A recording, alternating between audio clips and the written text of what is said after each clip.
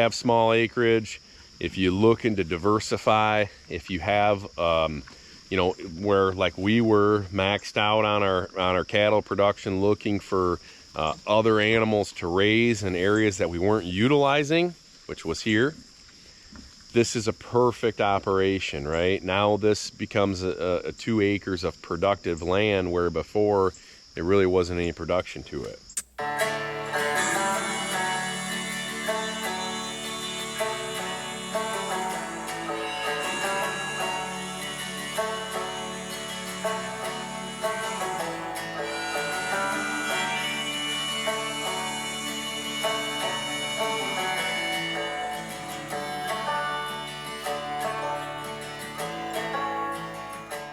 Peace and joy, guys. Welcome back to another video, Drumheller Farms.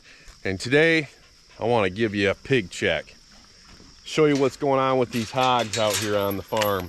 I just moved them into a fresh paddock, and you can see it's a beautiful paddock. We got some cover crop coming up through here, quite a bit of cover crop actually, and pretty thick forage. Look at them. And they're getting thick, man. Look at them. Hams on them suckers.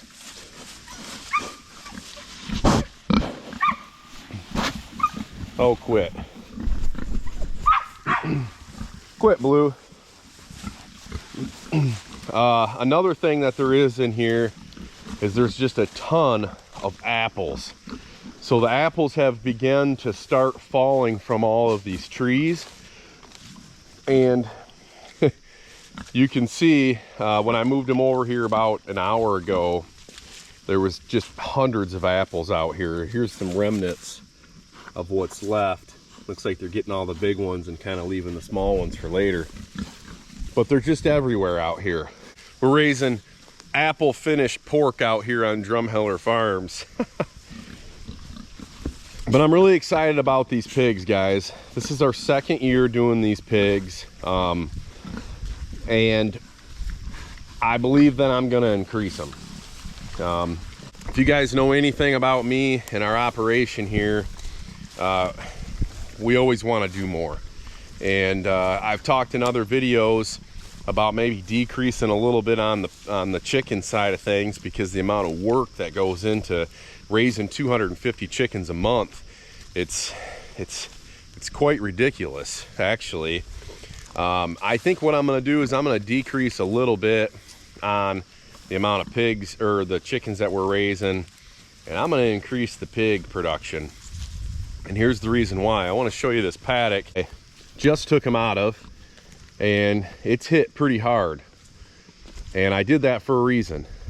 This paddock was full, and still is, full of multiflora rows, but I wanted to give them as much time as possible to clean that up, and they were doing so. They were doing a great job. I mean, you couldn't even walk through here, you know, 2.5 weeks ago, or close to 3 weeks ago when I moved them in here. So they did do a great job at cleaning this paddock up. I just kind of got sick of having them in here. It's starting to stink, and I wanted to keep them moving, because that's kind of the model behind what we're doing here. But as you can see, what I've done and what I've been doing before I leave each paddock is I spread a seed in here the day before. You can see that seed. Some of it got pushed down into the ground. Some of it's still sitting on the top. But that's what allows us to come back to forage like they're eating right now. This is our first graze on this paddock they're in right now, and this is actually about 3 paddocks in one. So when we start the pigs, they would have about 1/3 of the size of this paddock right now. As they get bigger, we generally increase the paddock size, just because obviously the pigs are getting bigger, and they need more room to roam and to graze. But this is the first time we've grazed this, and this is also the last paddock in first rotation. So after this, they will be moving into officially hitting the second rotation, and they're filling out really nice. And I like that we have several different sizes of pigs this year. I believe that I'm gonna have a couple that are probably gonna finish out at the end of this month, the first of next. You know, this guy right here is starting to get pretty good size. So it's gonna be really convenient for us to be able to pull a couple here, a couple there, versus having to harvest, you know, 25, or I think we got 22 pigs out here all at once. Let me show you what they will be going into next, and look at the difference. I did seed this with a cover crop early spring. Not all of it made it. This is like a sorghum Sudan grass that was in the mix. Not all of it planted really well, but where it did plant well is where they've already grazed. And that's how, you know, I always tell people that the pigs are the only form of tillage on this farm. And what you can see is, it's amazing how this stuff has grown back. This was the first paddock that we hit. And it's, you know, probably somewhere around 70 days ago. You can see all the apples on this tree, and they'll start dropping. A lot of them already have, and they'll get a lot of nutrients from that too. Like right there, there's a bunch of apples right through there. It's a pretty cool operation here. I really am enjoying these pigs. Flirted around with the fact of taking one of our pastures that we run our beef in out of beef production and raising more pigs. I've got a couple ideas about how to do that and what that operation would look like.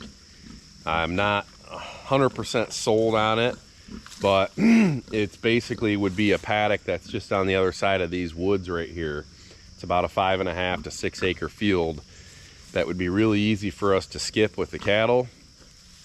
And you know, it would allow us to have a whole nother group of pigs and raise, you know, another, well, we could raise probably, you know, 70 pigs over there, but I probably wouldn't dive into it that hard, because obviously we're still building our market. I will say that everybody that's had our pork is raving about it. They're buying more, and it's we're almost completely sold out from the pigs that we raised last year, which is kind of our goal, right? We raise enough chickens to get us through a year. We raise enough turkeys and all that to kind of go through a whole year. This guy here is just a beefcake, man. He's the one that is probably going to be the first to go. I think by the end of this month he'll be pretty much there. It's been really nice and convenient to have water out here now on these pig paddocks. And basically what I've done here, guys, just for anybody that's new to the channel, is I took a 200 by 300 section in this woods. And you know, you can see it's not really a woods because there's you know, just a ton of natural lighting coming in, and there was actually an area up here that was already kind of, I kind of always called it a prairie. It always grew grass and wildflowers and stuff like that, kind of out here in the opening of this woods. I came in here about 2 years ago, the winter of 2 years ago, and I removed about I don't know, probably 50 trees. I probably could have removed a couple more to open the canopy just a little bit more, but that allowed a little more sunlight to come in. And I would say this is really close to a sorghum pasture. Probably just a little bit more than 50% wooded. I'd say probably closer to 60%. You can see the paddock just before that last one I left them in. You know, this clover and all this rape seed and stuff that is growing back really well, that's what we planted. And then the grasses are just growing back, that's naturally out here in this little area. The front of the paddocks get a little more beaten up because that's where their food and their water is. And I'm working on, you know, trying to figure out what the best way to combat that is. I think I've figured it out pretty well, and it's just using a different seed mix. So you can see in this paddock where the food and water was, I seeded it really hard with a more of a multi-species annual mix here. And well, you know, that speaks for itself. This stuff's growing back just like gangbusters. Now, partially probably because there's a lot more sunlight here. So if that kind of tells you what more forage we'd be growing if we had just a little bit more sunlight in these paddocks. Which kind of leads me to thinking a little bit more about taking a pasture out of production that it's a smaller pasture, has a lot of woods around it, so there's a lot of shade, right? I've got some thoughts on what I would do for some shade structure and how to rotate those animals around that field. If I ever do that, I will be sharing that with you guys. For now, this is fully capable. This 200 by 300. I got a 10-foot kind of center laneway here. We run about 12 to 14 paddocks on each side, and then of course once they start to get a little bit bigger, you know, this side I think we only made about 8 or 9 paddocks out of this side, just because as they got older you give them a little more room. So this has worked great. I do have a little more room to expand where it's not heavily wooded. There's another opening kind of in the woods over there. It's a little bit wet because there's a natural stream that runs through here. Just like this far side of this paddock's a little bit wet. You can see as I was coming in here on the side-by-side, it's a muddy mess right now with the amount of rain that we've gotten. So it's kind of the other thinking was I'd avoid that, and I would still keep this. You know, we've got woven wire perimeter fencing, which I would do over there just in case anybody ever got out. I wouldn't have to worry about somebody, you know, becoming a feral hog out in the wilderness. But it would allow me to maybe run maybe a couple different groups of pigs. Originally my thought was I would run a group on this side and a group on that side, and I think that just is gonna be too much frogging around, where if I had 2 operations, I feel like it would work really well, and we would kind of be able to run 2 sets of hogs, and you know, maybe we would even be able to run a winter set.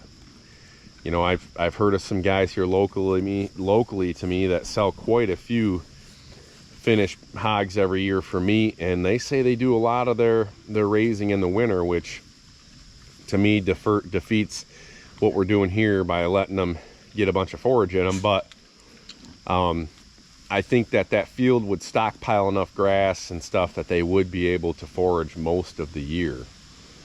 And you know, it's a thought. Well, anyways guys, I just wanted to hop on. I wanted to show you the pigs. It's been a little while since we've, you know, kind of showed the pigs off, and the pigs are doing great. They're a great product, and they're something we're going to probably continue to do and possibly even increase production on them. So if you have small acreage, if you're looking to diversify, if you have you know, where like we were maxed out on our cattle production, looking for other animals to raise in areas that we weren't utilizing, which was here, this is a perfect operation, right? Now this becomes a 2 acres of productive land where before there really wasn't any production to it. So appreciate you watching the video. Hit that like button, subscribe to the channel, and stick around for more content. And God bless.